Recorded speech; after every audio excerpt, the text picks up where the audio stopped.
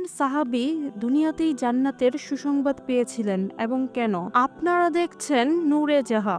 আসসালামু আলাইকুম প্রিয় বন্ধুরা, আশা করি সকলেই ভালো আছেন। রাসূলুল্লাহ সাল্লাল্লাহু আলাইহি ওয়াসাল্লাম এর প্রিয় সাহাবী আব্দুর রহমান ইবনে আওফ রাদিয়াল্লাহু আনহু ছিলেন তাদের একজন, যারা দুনিয়াতে জীবিত থাকতেই জান্নাতের সুসংবাদ লাভ করেছিলেন। তিনি আশারায়ে মুবাশশারা বা সুসংবাদপ্রাপ্ত 10 জন সাহাবীর অন্যতম।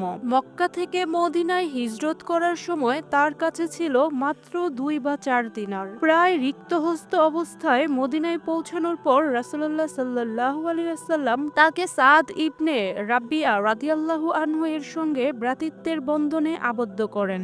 সাদ ইবনে রাবিয়া রাদিয়াল্লাহু আনহু ছিলেন মদিনার অন্যতম ধনী সাহাবী। তার কাছে অনেক জমি ও সম্পত্তি ছিল এবং একাধিক স্ত্রী ছিলেন। ভ্রাতৃত্বের এই বন্ধনের জন্য তিনি আব্দুর রহমান ইবনে আওফ রাদিয়াল্লাহু আনহুকে বললেন, ভাই, আমি আনসারদের মধ্যে সবচেয়ে ধনী ব্যক্তি। তুমি আমার সম্পদের অর্ধেক নিয়ে নাও এবং আমার স্ত্রীদের মধ্যে যে কাউকে তোমার পছন্দ হলে তাকে আমি তালাক দেব, তুমি তাকে বিয়ে করো। তবে আব্দুর রহমান ইবনে আওফ রাদিয়াল্লাহু আনহু এই প্রস্তাব গ্রহণ না করে বললেন, আল্লাহ আপনার সম্পদে বরকত দিন, আমাকে শুধু বাজারের পথটি দেখিয়ে দিন। মদিনার বাজারে গিয়ে তিনি ব্যবসা শুরু করেন। প্রথমে তিনি ঘি ও পনির বিক্রির সিদ্ধান্ত নেন। নিজের হাতে থাকা অল্প দিনার দিয়েই ব্যবসা শুরু করেন এবং ঋণ গ্রহণ করেননি। তার ব্যবসা দ্রুত লাভজনক হয়ে ওঠে। ব্যবসায়িক সফলতার অল্প সময় পর তিনি বিয়ে করেন। নববধূর কাছে যখন আব্দুর রহমান ইবনে আওফ রাদিয়াল্লাহু আনহু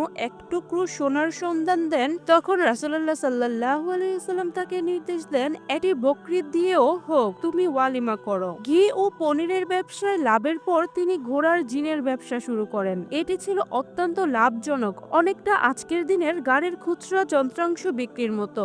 পরে তিনি ঘোড়ার ব্যবসা শুরু করেন এবং সেখানেও সফল হন। তার ব্যবসার বিশেষ বৈশিষ্ট্য ছিল দ্রুত বিক্রি করা। অধিক মুনাফার আশায় তিনি পণ্য মজুত করতেন না। আব্দুর রহমান ইবনে আওফ রাদিয়াল্লাহু আনহু এর জীবনের অন্যতম বৈশিষ্ট্য ছিল দানশীলতা। তিনি প্রচুর দান করতেন এবং প্রায় তার মুনাফার বড় অংশ গরিবদের মাঝে বিলিয়ে দিতেন। রাসূলুল্লাহ সাল্লাল্লাহু আলাইহি ওয়াসাল্লাম বলেছিলেন, দান করলে সম্পদ কমে না, বরং বরকত বাড়ে।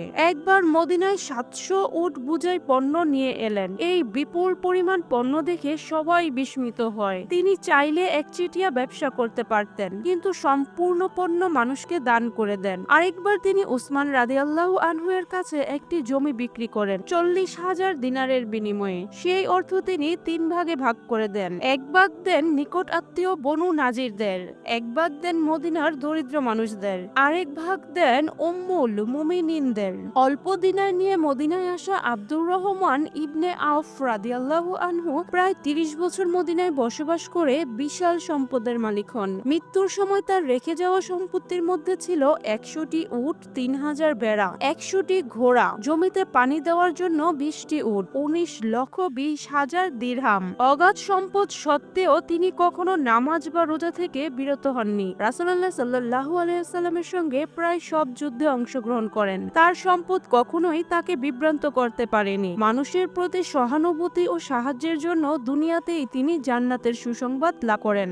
আব্দুর রহমান ইবনে আওফ রাদিয়াল্লাহু আনহু এর জীবন কেবল ব্যবসায়িক সাফল্যের নয়, বরং উদারতা, নৈতিকতা ও দ্বীনের প্রতি অকৃত্রিম ভালোবাসার এক উজ্জ্বল উদাহরণ। বন্ধুরা, আল্লাহ মালিক আমাদের দান সদকা করার এবং অন্যান্য সকল নেক কাজ করার তৌফিক দান করুন, আমিন। প্রিয় বন্ধুরা, কুরআন এবং হাদিসের এরূপ আরো সত্য ঘটনা জানতে লাইক, কমেন্ট, শেয়ার এবং সাবস্ক্রাইব করে আমাদের পাশে থাকুন।